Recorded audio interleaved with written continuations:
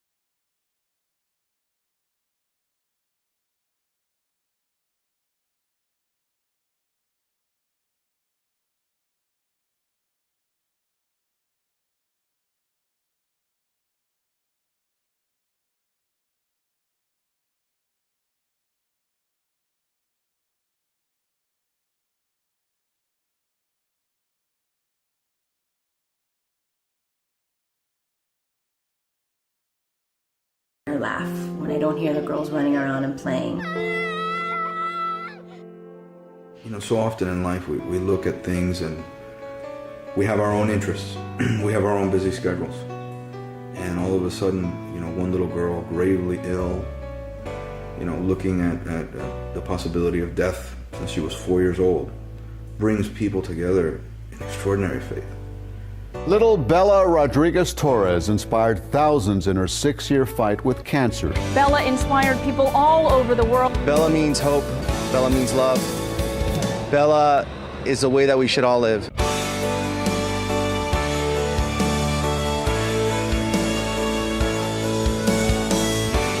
Bella captured the hearts of many with her unrelenting faith, contagious smile, and the extraordinary courage with which she battled this dreadful disease.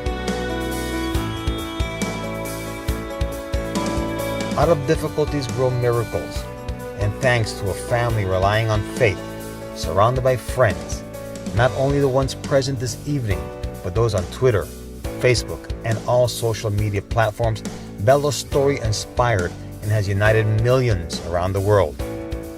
Creating a way of life, encouraging everyone to live like Bella, to appreciate the little things, to treasure the moments with the ones we love, to sing, to laugh and dance. From streets to bows to athletes' shoes, billboards, parks, and even sectors of our county recognize the Live Like Bella mission to raise awareness and fight for a cure. My goal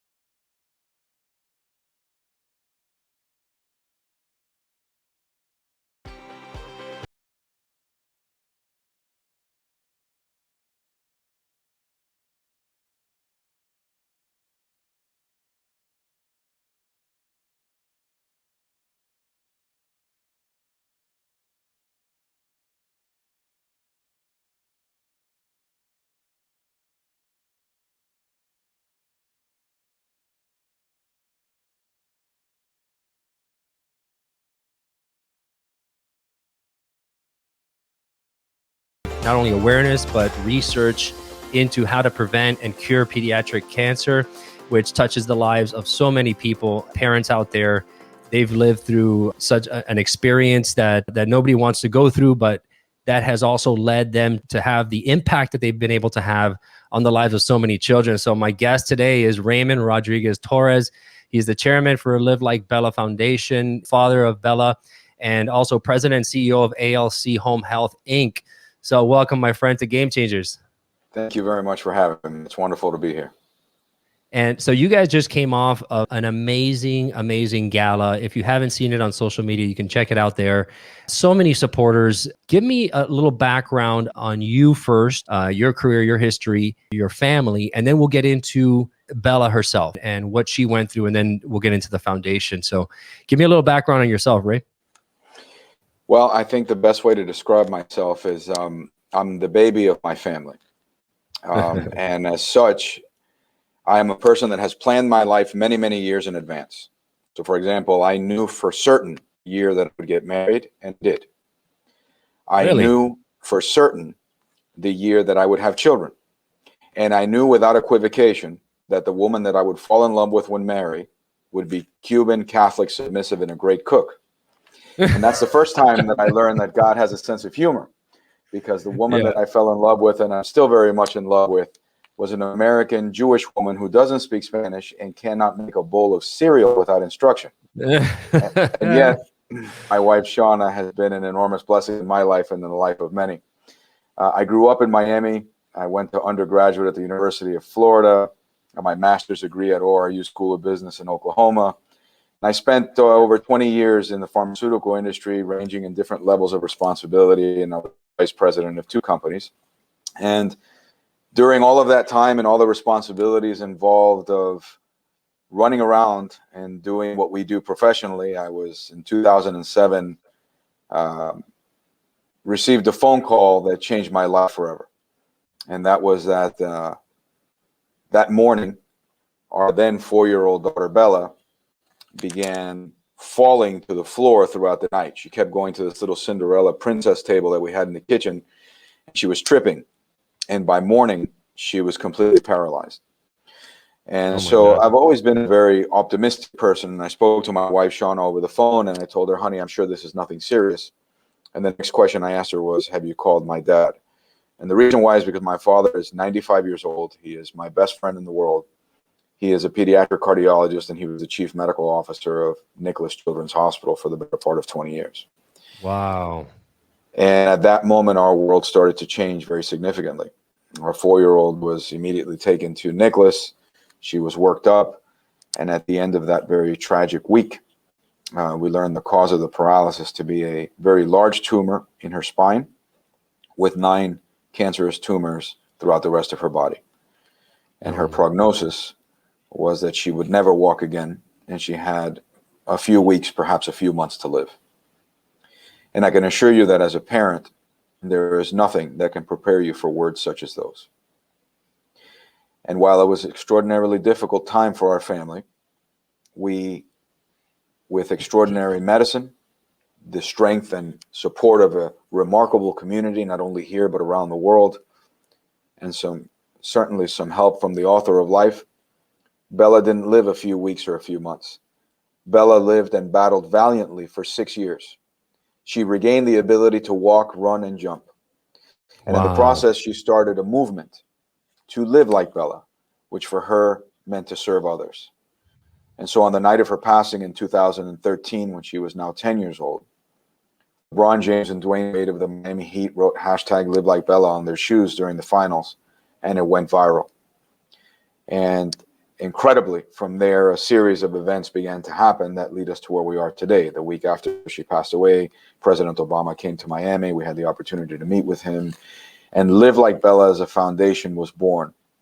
And today, Live Like Bella is an organization that funds research, assists families that have children undergoing treatment, and we also pay for the headstones, burials, and funerals of any child that dies cancer anywhere in the world. Today, Live Like Bella operates across all 50 states of the United States and in 36 countries around the world. This year, we surpassed $20 million made possible for pediatric cancer research. And while I miss my little girl more than I can ever express in human words, I know that she's more alive than she's been in her entire existence.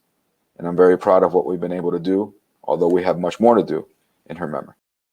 You know, as a parent, like you said, there aren't words that can express the shock when you get news like that. what was going through your mind when the doctor first told you that news? I mean, were you in disbelief?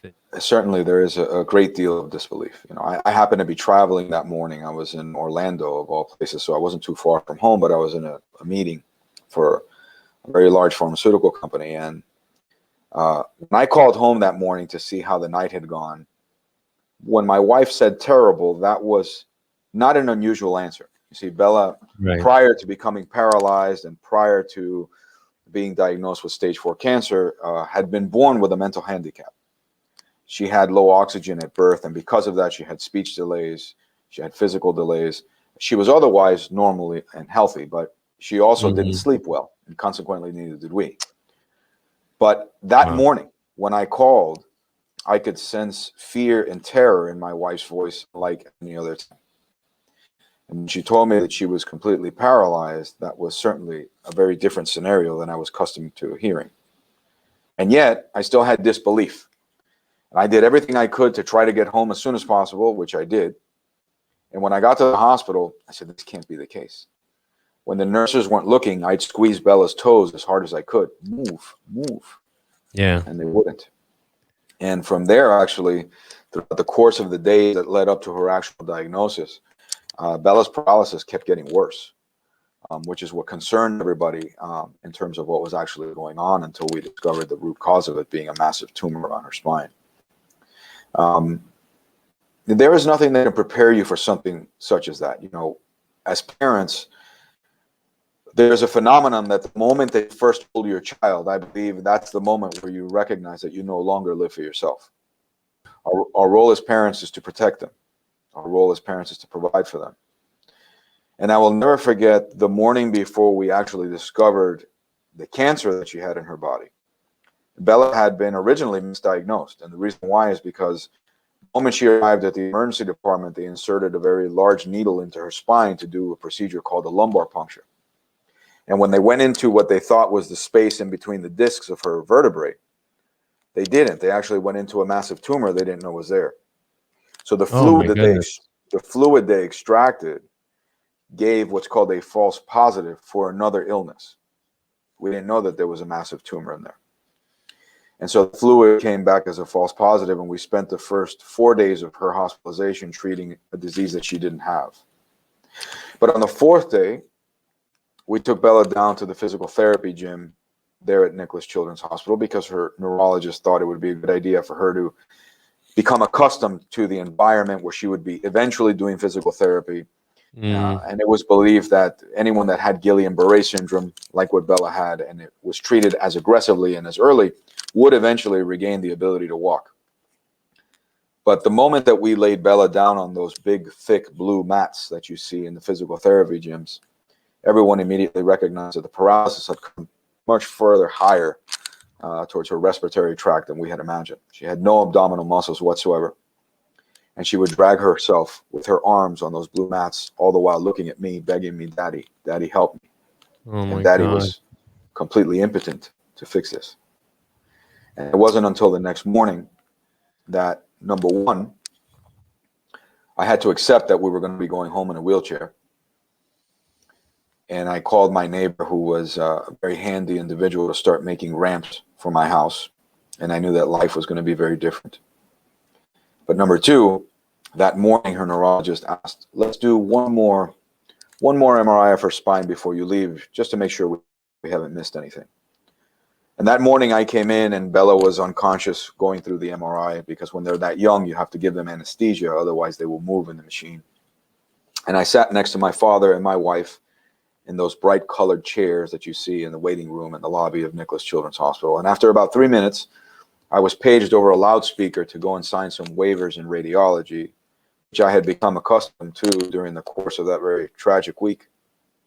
And as I got up from my chair and turned the corner that was out of my wife's line of sight, my father was walking with me. And he turned to me and he was crying. And I had never seen my father cry before. And he said, I have something to tell you, but I don't know how to tell you this. She doesn't have Guillain-Barré syndrome, which is what they originally thought. She has cancer. She has an enormous tumor around her spine. My father already knew what the MRI showed. he staged all of that with the receptionist to page me so that he could speak to me in private. And then, of course, is how do we now go and tell my wife this devastating news? And that's how we entered this world. When your child is in pain for some reason, it tears right through you as a parent like nothing else. And I can just imagine what you were feeling when she was trying to, crawl through, on that mat, and then getting that news as well. That's got to be just, you feel like, you know, just almost like ending it, right? Because like, I can't even imagine going through this or telling her, what is going on, because that would just be so defeating in her mind. The first night that I spent with Bella in the pediatric intensive care unit, where we originally were treating Guillain-Barré syndrome, that unit is all glass. So everything in every room is visible within the unit. And as I stood there all night with my little 4-year-old daughter who was paralyzed, I actually saw 2 children pass away that night. Oh my goodness. Right in front of me. And that was the first time that I looked up and I said, God, why me? What have I done? Yeah. And that question had no response then. As difficult as it is to be a man who held his daughter in her first breath on earth and in her very last, I choose to see Bella's life as an extraordinary gift. Yeah. I choose to believe that she's more alive than she's ever been, and that she's with us in all that we're doing to try to help her friends. And the proof of that has been in what's happened, but in addition to that, in what it means to simply live like Bella. So I mentioned that Bella was born with a mental handicap. And in the early goings, before any of this, that was extraordinarily challenging for my wife and I, because we knew what it was like to go to birthday parties and be made fun of. We knew what it was like to be marginalized. And in so many ways, Bella's life was so seemingly insignificant. It was hard. But what was once such a challenge, which was her developmental delays, later became a hidden enormous blessing, because Bella never fully comprehended the severity of her illness. It's funny, Right. For us as adults, we'll often hear people say, no, because so-and-so has cancer, right? You almost want to whisper cancer. Bella would hear that and say, cancer? I have cancer. Kind of like saying, today's Wednesday. What's the big deal? But in addition to that, because of that mental handicap that she had, Bella never asked me if she was going to die. Bella never asked me why we had to go do the horrendous things that we did have to do as part of her 6 years of fighting cancer. I saw her cranium open. I saw her spine open. I saw her abdomen open for 18 hours. I saw her paralyzed, and I saw her come out of it. Things that are just beyond the realm of what could be comprehended as a parent. And yet, despite that, what we learned was extraordinary courage, selflessness, and a desire to help others. Because what bothered Bella was not what she had to go through, it's what her friends had to go through. And one of the most poignant memories that I have was that when she was 5, she had a relapse to her brain. And along the way, as you start going towards the operating room, they start a series of checks and balances to make sure that they are avoiding medical errors, especially in an operation of the brain. And so the first station, when Bella, they woke her up at around 5 o'clock in the morning, said, what is your name? She said, my name is Bella. I said, why are you here? And she goes, I have a boo-boo in my brain. They're going to take it out. Went to the next station. What is your name? My name is Bella. Why are you here? There's a boo-boo in my brain. Then they marked her right ear with a Sharpie on the right side to mark the right hemisphere of the brain, and so forth and so on. And when we got to the 2 doors in front of the operating room where I could no longer go with her, there was now a large gathering of people around us that were going in. And it was incredibly emotional because in addition to being a caring patient, it happened to be my father's granddaughter who worked with all of the people there for so many years.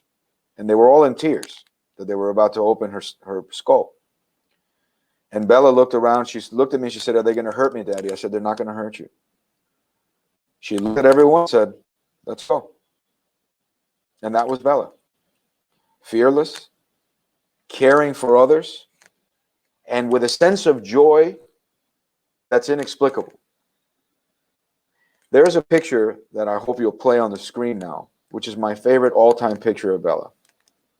When Bella had started to come out of paralysis, which was truly never believed to be possible, the clown unit at Nicholas Children's Hospital made her an honorary clown. And Bella had a walker with wheels, and she, as you see in this picture that's on the screen, she had been dressed up as a clown. And she asked for something very peculiar, and that was that she asked for her scrubs, her clown scrubs, which were made for her, to have pockets. And the reason why the scrubs had pockets is because if you go to a pediatric cancer center, particularly in the evening, that is when a lot of children receive chemotherapy. And so as you walk up and down the hallway, what you normally hear is the horrible sounds of retching and vomiting from the nausea caused by this very toxic medicine. Yeah. The reason why Bella wanted pockets was because she would fill them with lollipops, and she would go visit her friends who, after they had had that very unfortunate, undesirable experience of vomiting, she would hand them all lollipops as a clown. So how can we not, with that extraordinary example, do something? Even though we've lived the worst human experience possible, which is burying our own child, how could we not, with that example, do something to help other children? And it's in that spirit that Live Like Bella was born, to take on the #1 disease killer of children, which is pediatric cancer. And we will not cease until that disease becomes curable and treatable. But in the meantime, I know that she's with us. I know that she's smiling from heaven. And I am so incredibly grateful to all those that have supported us and continue to support us along the way. Her life was truly a blessing in disguise, right? Because we all face problems in our lives that are unplanned for. Like you said, you try to plan your life, and all of a sudden, things happen that take you on a detour. But there's a reason for everything that happens. I'm a firm believer in that. And if we believe that it's happening for us, not to us, we can choose to perceive it in a way that could then turn a tragedy into something amazing, right? Mm-hmm. And I think she had that. It's interesting that you say that. She never really comprehended the depth and the severity of what was happening, right? The was never able to really grasp that.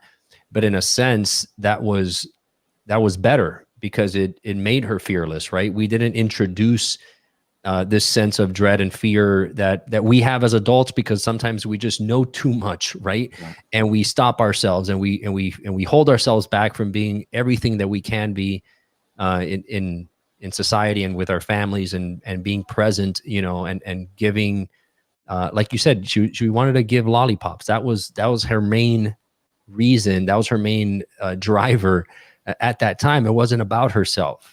And so that shows some incredible selflessness from someone who shouldn't really understand what that means at that age. That's incredible. Yeah. It really was remarkable. And there was so many examples of that. The picture that hopefully you're showing on the screen now is of Bella having her Mediport accessed. And if you have ever known a cancer patient, right, this is a titanium valve that's usually implanted right under their skin in their chest. And this is to deliver chemotherapy, medications, and transfusions. And children in particular have to have this 2 to 3 inch needle traverse their skin through their chest to enter this titanium valve multiple times a week, sometimes multiple times a day. And when the children are very young, like Bella, when she was first diagnosed at 4, they're very incredibly fearful, and it's painful. And oftentimes, if you're a parent and you're in the room, you have to become an active participant in holding down their legs or their arms, because they're crying and screaming. And it is double torture for you and them, while the nurse now penetrates their chest with this needle. Usually and incredibly, these children become used to this. And oftentimes I will use a little bit of lidocaine with a little bit of saran wrap, and they'll put a glob of lidocaine there, and they'll put them saran wrap, and in 45 minutes, that area of the chest is now numb, and so it hurts a whole lot less. Incredibly, Bella refused to use the lidocaine in 6 years. You're kidding. Nonetheless, as you can see in this picture, she's joyfully having this done without any problem.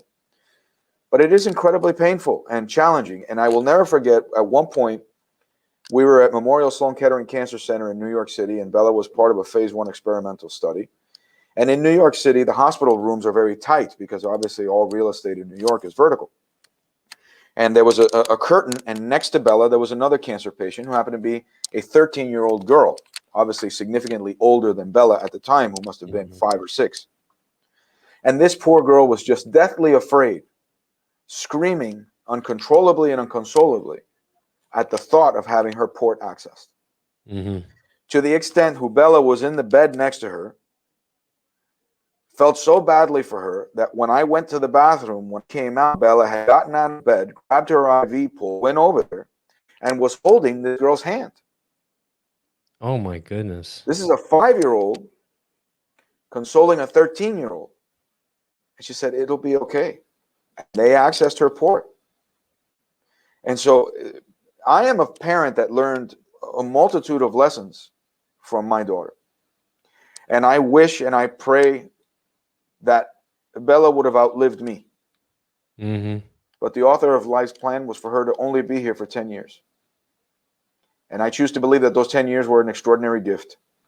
And that my job as her father was simply to care for her to the best of my abilities until she went on to, God willing, where we'll all be one day.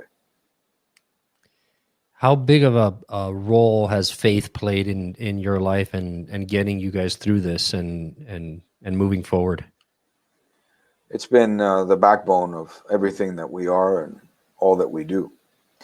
One of the great lessons I learned because of Bella, and as my wife as well, is to exchange our optimism and hope, which is good, which is positive, for faith, which is absolute, it's certain, and it's blind. There is a very significant difference between one and the other. And that is one of the greatest lessons that Bella taught us. Wow. So you guys have done some extraordinary things with the foundation. Now you just had a tremendous gala. I know it was capped at 500, which is still plenty, but normally it's twice that size. It was an unbelievable event, tremendous support. You know, you've gotten grants and funding from the state to fund the research. Tell me about what's going on with the foundation today, all the great things that you guys are doing, all the accomplishments that you've been able to get across the finish line, the families you've been able to touch, and then what's the future for, you know, going forward the next 5-10 years? So as we look back on our 8th year, it's a time of reflection and great humility and significant accomplishment. This year in particular, we had the tremendous blessing and gift that a landmark institution in Miami, Florida, called the Children's Cancer Caring Center. It's been in operations for 55 years, doing incredible work. Reached a point where they decided to, in a very humbling fashion, to roll their operations into Live Like Bella. And so we received that great privilege and that great honor to continue the work of the extraordinary Lee Klein, who was the founder of the Children's Cancer Caring Center. And I'm very honored and privileged that they would entrust that into us. Today, Live Like Bella does 3 primary things. We provide what's called in-treatment support. So if a family has a child undergoing cancer treatment, we pay for all of their ancillary expenses, hospital copays, pharmacy copays, travel, food, groceries, things of that nature. The way that they reach Live Like Bella is through their hospital social worker that knows the needs of the family and contacts Live Like Bella, and Live Like Bella pays whatever bills they have directly. We have a wonderful partnership with Walmart, for example, where special Live Like Bella cards, in the event that we have to send them to the families directly, are sent, and these cards provide everything with the exception of alcohol, firearms, and tobacco. And so it's a special program that we have with our partners at Walmart that has been very good. The second thing that we do is we fund research. And in partnership with the state of Florida, roughly 5 years ago, something called the Live Like Bella Initiative was started, which to my knowledge does not exist in any other state, and we hope to see it in other states.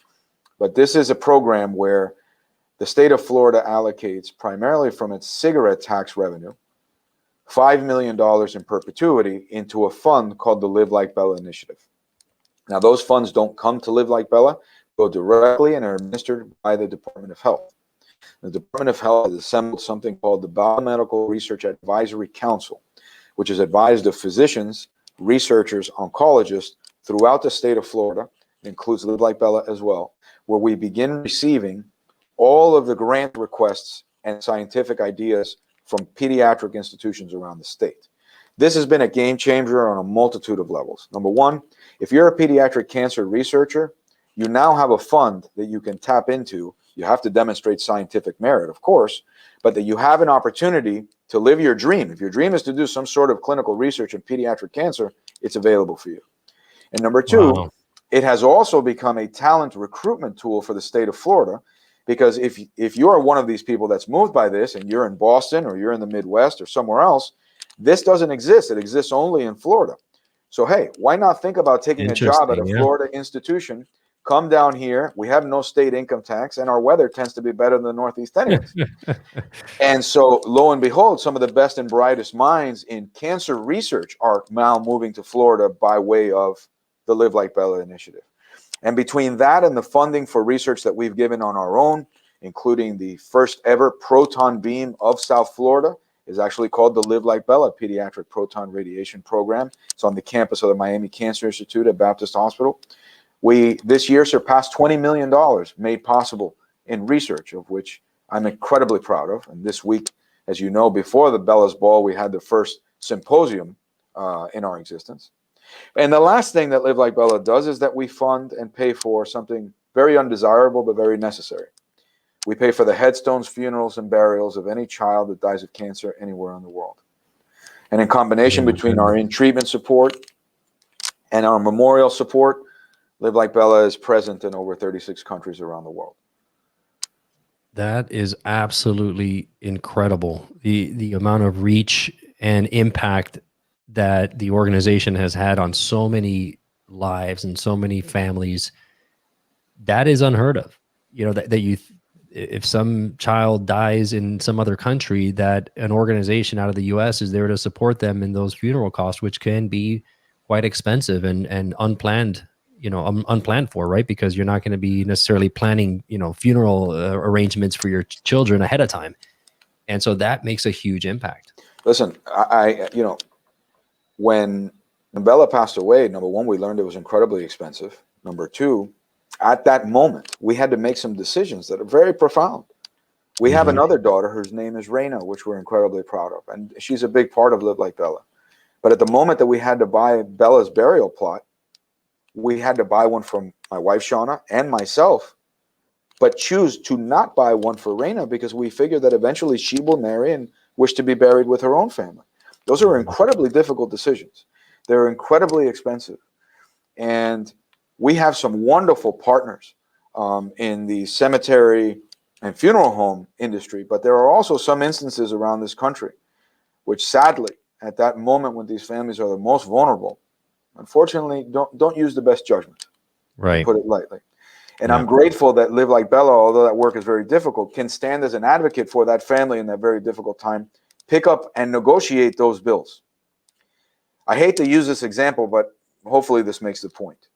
When Live Like Bella first started out of our garage, when you call Live Like Bella, the phone rings on redundancy and it bounces from one person to another until someone answers the phone. And it could be a volunteer that may not even be in Miami that answers the phone, Live Like Bella. And on the weekends, my wife, Shauna, and I used to put ourselves higher in the call queue to give the volunteers some reprieve.